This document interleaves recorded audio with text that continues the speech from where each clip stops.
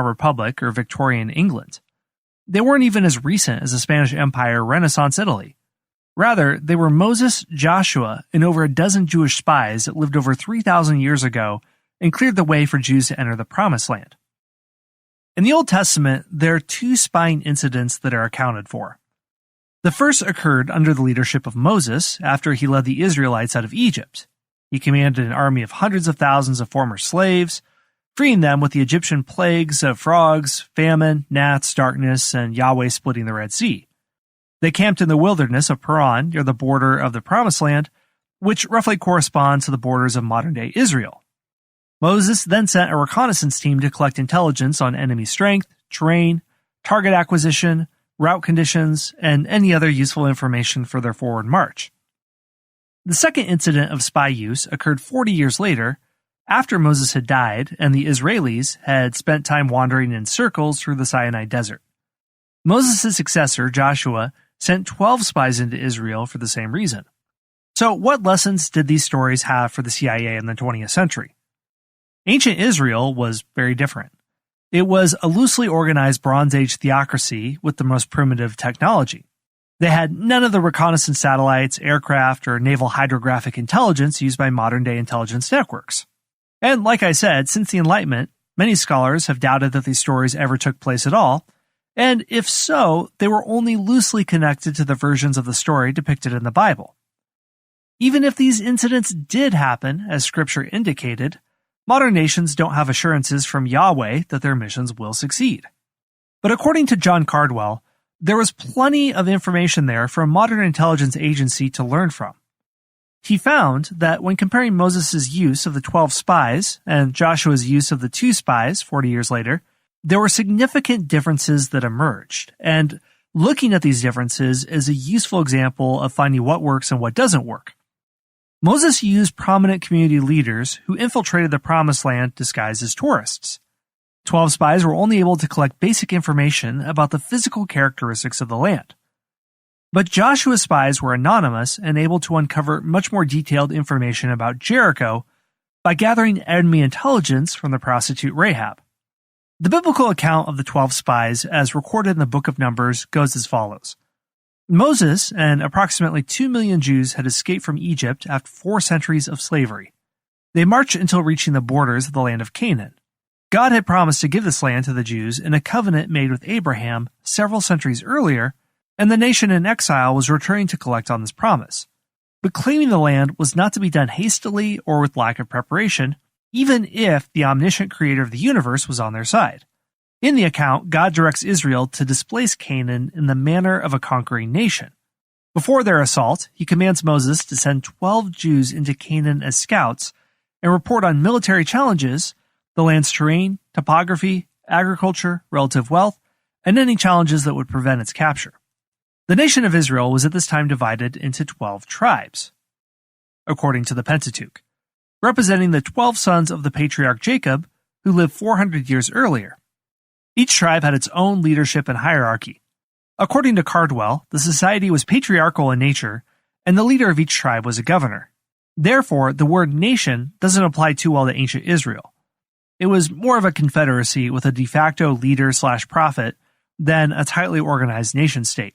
Each tribal leader was responsible for providing legal, administrative, social, economic, and religious guidance to his people. Moses was the overall leader, but could exercise final authority only with the consensus of the people and the leaders of the 12 tribes. He was a first among equals figure and more of an elder brother than a father. Now, let me just give a little bit of historical context to the time period which the story purports to take place in the late Bronze Age. The rulers shouldn't be considered as primitive hunter-gatherers just because I'm using the term tribe. According to Jewish tradition, the exodus of Egypt occurred during the 13th century BC, which was hardly a primitive time in history. This is right before the Bronze Age collapse of 1177.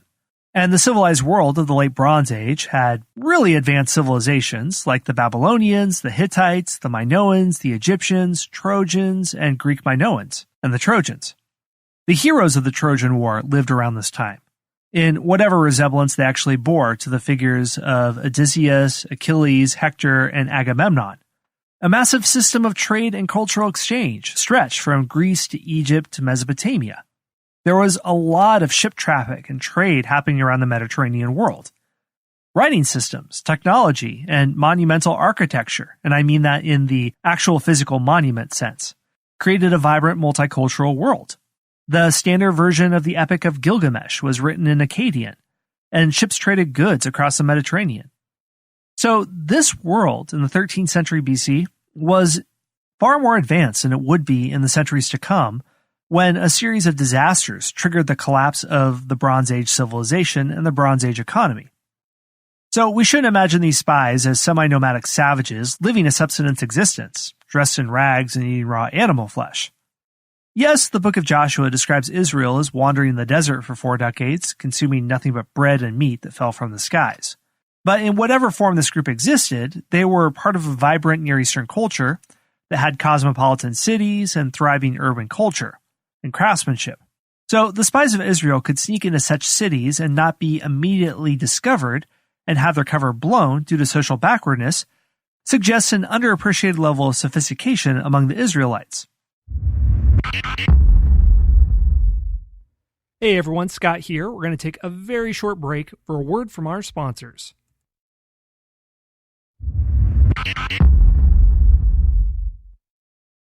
So in the account in the Pentateuch, Moses orders the first spies to test the covenant that Yahweh had made with Abraham centuries earlier, that his descendants would number the stars in the sky and live in a land flowing with milk and honey. To uncover empirical proof of this covenant, Moses ordered the spies to return with samples of fruit.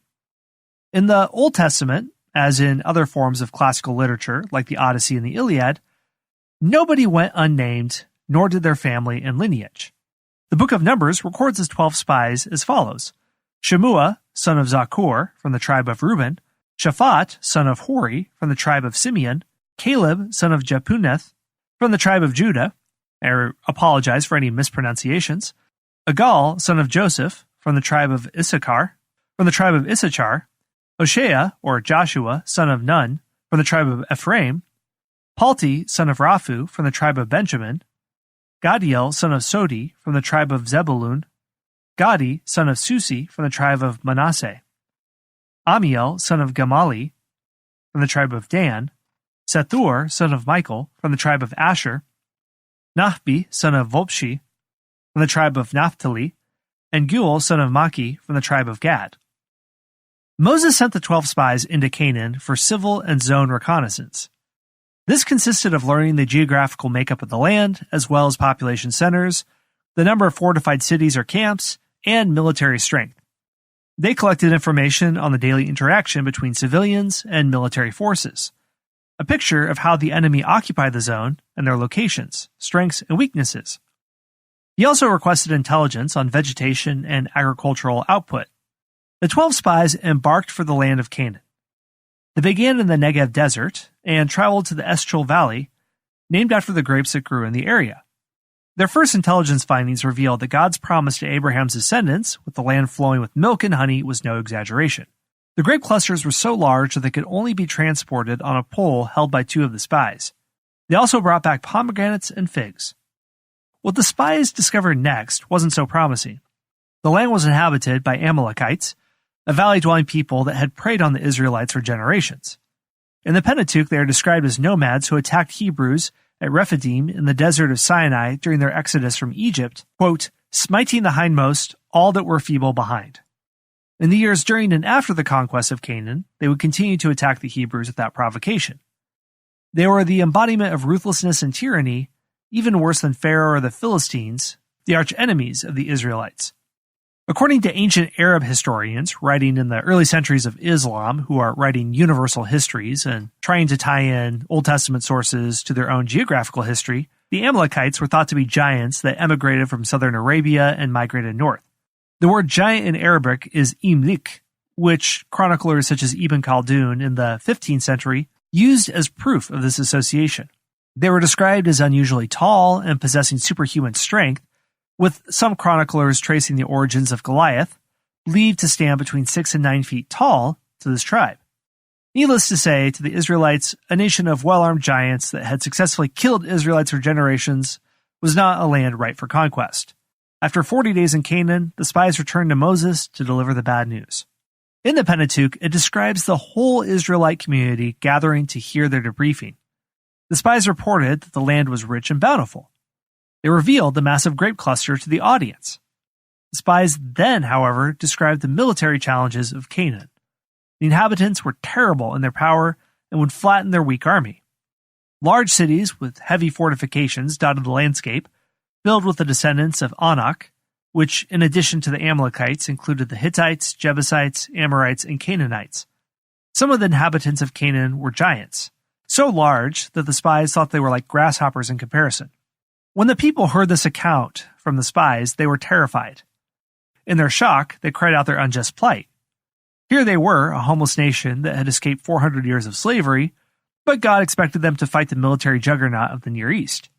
They had no armor, no chariots, no horses, and very few weapons. Any attempt of a military assault on the sons of Anak and their fortified cities would mean whole-scale slaughter. They knew how the Canaanites treated their captured prisoners, and imagined their heads severed from their bodies and placed on pikes, frozen in an eternal scream. Their women and children would be left defenseless, destined for a life of slavery or prostitution. Some Israelites regretted even leaving Egypt. Perhaps they could return and resume their lives as slaves, building temples and houses in the terrible heat. They thought that it was a miserable existence, but better than defeat, capture, torture, and death. In the account of the debriefing, one of the spies, Caleb, attempts to rally the people with a stirring oration. He strives to convince them that they could conquer Canaan with the Almighty's assistance. The other 10 spies dismissed his youthful naivety. They, who had grown up in chains and knew the sting of Egyptian whips on their backs, also knew the consequences of angering a powerful empire. Before a mutiny erupted, a second spy, Joshua, joined Caleb in rallying Israel to strike the first blow against Canaan. He reminded them of the covenant that Abraham had with Yahweh, which promised military victory regardless of the perceived difficulties. But the crowd turned against these two firebrands. They made their disagreements apparent by loud discussing of stoning them. According to the biblical account, God then appears to the Israelites. He came in great wrath for their refusal to believe in his ability to defeat an enemy nation. The entire nation was punished for its disbelief. To keep the current generation from ever entering the Holy Land, God sentences the Israelites to wander the desert for 40 years, 1 year for every day the spies had spent in Canaan. Everyone over the age of 20 would be denied entry into the Promised Land, and everyone who had left Egypt was destined to die in the desert. Only their children would enter the land of Canaan, and even Moses was denied entry. But Yahweh granted 2 exceptions, Caleb and Joshua. During the 12 spies' debriefing of their mission, only these 2 consider God's omnipotence as a part of Israel's military capabilities vis-a-vis the Canaanites. In a sense, he rewarded them for their superiority in deciphering intelligence, while the other spies ignored their most powerful offensive weapon. And he did reward them. The other 10 were given plagues for their lack of faith, and immediately died in full view of the National Assembly. A few Israelites ignored the command to wander the desert for 4 decades. They attempted a military strike on Canaan, and Moses warned them that the hand of Yahweh was not upon them and they would fail. He was proved correct. Once the rogue strike force crossed the mountains into Canaan, the band was quickly slaughtered by the Amalekites. Thus, the first spy operation discussed in the Bible, and one of the oldest accounts in recorded history of Spycraft, ends in disastrous failure. Jumping ahead 40 years to the second biblical account, and the one that the CIA uses to show what's an example of good spycraft versus bad spycraft, is this.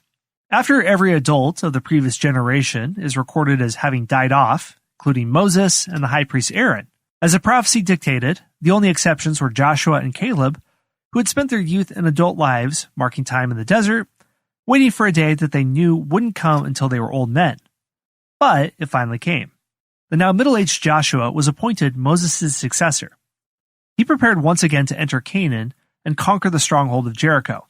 It sat directly on the road to the heartland of Canaan and had to be conquered or subdued for the Israelites to make forward progress. At this point, the book of Joshua records the second biblical instance of reconnaissance. These spies were employed to a much greater effect than their predecessors. This is what the CIA reports as the better use of spycraft here. Joshua sent out unnamed scouts ahead of his main forces to obtain intelligence on the city. determine any weak points, and recruit double agents. They enlist the prostitute Rahab